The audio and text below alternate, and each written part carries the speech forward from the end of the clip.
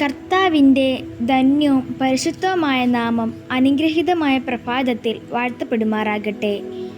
നോമ്പിൻ്റെ 9-ാം ദിവസത്തിൽ നമ്മൾ ഒരുമിച്ച് ചിന്തിക്കുവാൻ ആഗ്രഹിക്കുന്നത് ദൈവം പ്രസാദിക്കുന്ന പ്രാർത്ഥനാ ജീവിതം.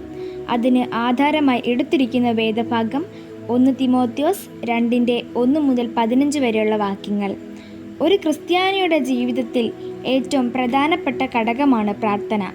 ഒരു വിശ്വാസിക്ക് പ്രാർത്ഥനയില്ലാതെ ജീവിക്കുക എന്നത് ബുദ്ധിമുട്ടുള്ള കാര്യമാണ്. എല്ലാ മതക്കാരും പ്രാർത്ഥിക്കാറുണ്ട്.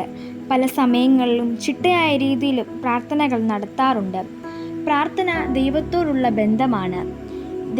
ദൈവത്തോട് സംസാരിക്കുവാൻ, ദൈവത്തിന് നമ്മോട് പറയാനുള്ളത് കേൾക്കുവാനുള്ള ഏറ്റവും നല്ല അവസരമാണ് പ്രാർത്ഥന എന്ന് പറയുന്നത്. പ്രാർത്ഥന എപ്പോഴും ദൈവത്തോട് അടുപ്പിക്കാറുണ്ട്. ദൈവവുമായുള്ള ബന്ധം വളരുവാനും അത് ദൃഢപ്പെടുവാനും പ്രാർത്ഥന എപ്പോഴും നമ്മെ സഹായിക്കുന്നുണ്ട്.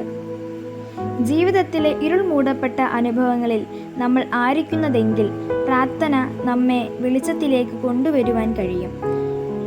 ജോസഫ് കാരാഗൃഹത്തിലെ ഇരുണ്ട അവസ്ഥയിലായിരുന്നപ്പോൾ പ്രാർത്ഥനയാണ് ജോസഫിനെ പുറത്തേക്ക് കൊണ്ടുവരുന്നതും വാഗ്ദത്തങ്ങളിലേക്ക് നയിച്ചത്. ദാനിയേലിനെ കുറിച്ച് കാണുവാൻ കഴിയുന്നത് ദാനിയേൽ പ്രാർത്ഥിക്കുന്നവനായിരുന്നു. മരണം മുന്നിൽ വന്നപ്പോഴും ദാനിയേൽ പ്രാർത്ഥന കുറച്ചില്ല. അപ്പോഴും ദാനിയേൽ പ്രാർത്ഥിക്കുമായിരുന്നു. അതുകൊണ്ട് സിംഹത്തിൻ്റെ ഗുഹയിൽ നിന്ന് ദൈവം ദാനിയേലിനെ പുറത്തെടുക്കുവാൻ ഇടയായി തീർന്നു. നോമ്പ് കാലം ദൈവസന്നിധിയിലേക്ക് മടങ്ങി വരുവാനുള്ള കാരണമാണ്. ഇതൊരു ആത്മീയ ശിക്ഷണമാണ്. ആത്മീയ ശിക്ഷണം പ്രാർത്ഥനയാണ്. ഉപവാസം പോലെ പ്രധാനമാണ് നോമ്പുകാലത്തിലെ പ്രാർത്ഥന. പ്രാർത്ഥനയില്ലാത്ത വിശ്വാസം ശ്വാസമില്ലാത്ത ശരീരം പോലെയാണ്. പ്രാർത്ഥന വാക്കുകളുടെ ആവർത്തനമല്ല, ഞാനും എൻ്റെ പിതാവുമായുള്ള സ്നേഹ സംഭാഷണമാണ്. വേദപുസ്തകം നോക്കുമ്പോൾ അവിടെ പല ഭക്തന്മാരെയും കാണുവാൻ കഴിയും. ദൈവത്തിൻ്റെ ഹൃദയത്തെ അറിഞ്ഞവർ, ദൈവത്തിൻ്റെ ഇഷ്ടങ്ങളെ അറിഞ്ഞവർ പലപ്പോഴും ദൈവത്തിൻ്റെ ഹിതമെന്തെന്ന് അറിയുവാൻ കഴിയാതെ പലരും വഴിയിൽ കുഴഞ്ഞു വീഴുമ്പോൾ ദൈവത്തിൻ്റെ ഹൃദയം നന്നായി അറിഞ്ഞവർ അവർ ജീവിതത്തിൽ എപ്പോഴും മുമ്പിൽ പോകുമ്പോൾ അവർ വിജയം കാണുകയും ചെയ്യും. ശദ്രക്, മേശക്, അബേദ്നെഗോ അവർ 3 പേരും വിശ്വാസത്തിനു വേണ്ടി നിന്നവരാണ്.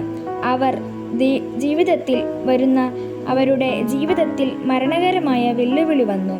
തീച്ചുള മുമ്പിൽ വന്നപ്പോൾ അവർ പുറകിലേക്ക് നോക്കിയില്ല. അവർ ദൈവത്തിൻ്റെ മുഖത്തേക്ക് മാത്രം നോക്കിയവരാണ്. ആ തീച്ചുളയിൽ നിന്ന് ദൈവം അവരെ വിടുവിക്കുവാൻ ഇടയായി തീർന്നു. ജീവിതത്തിൽ വാതിലുകൾ ഒരുപക്ഷെ അടഞ്ഞു കിടക്കുന്നതാണെങ്കിലും, നിങ്ങളുടെ മുമ്പിൽ വഴികൾ അടഞ്ഞു കിടക്കുന്നതാണെങ്കിലും തിരിച്ചറിയുക, പ്രാർത്ഥനയ്ക്ക് നിങ്ങൾക്ക് വേണ്ടി പുതിയ വഴിയെ തുറക്കാൻ കഴിയും. ദാവീദ് ദൈവസന്നിധിയിൽ പ്രാർത്ഥിക്കുന്നവനായിരുന്നു. കുടുംബക്കാരാലും നാട്ടുകാരാലും ഒറ്റപ്പെട്ട് വനാന്തരത്തിൽ ആയിരുന്നപ്പോൾ അതിനകത്ത് ആരാധിപ്പാനും പ്രാർത്ഥിക്കുവാനും ദാവീദ് തയ്യാറായി. ആ വനാന്തരത്തിനകത്ത് ദാവീദിനു വേണ്ടി ഒരു പുതിയ വഴിയെ തുറന്ന് ഇസ്രായേലിലെ ഏറ്റവും ബഹുമാനവും ഏറ്റവും ഉന്നത തലത്തിലുള്ള പദവിയിലേക്ക് ദാവീദിനെ കൊണ്ടുവന്നത് പ്രാർത്ഥനാ ജീവിതമായിരുന്നു. പ്രാർത്ഥിക്കുന്നവന് വേണ്ടി അത്ഭുതം പ്രവർത്തിക്കുന്ന ഒരു ദൈവമുണ്ട്. വാതിലുകൾ തുറക്കുന്ന ഒരു ദൈവമുണ്ട്. വിടുതൽ തരുന്ന ഒരു ദൈവമുണ്ട്. അതിന് ദൈവത്തിൻ്റെ പരിശുദ്ധാത്മാവ് നമ്മെ സഹായിക്കട്ടെ. God bless you.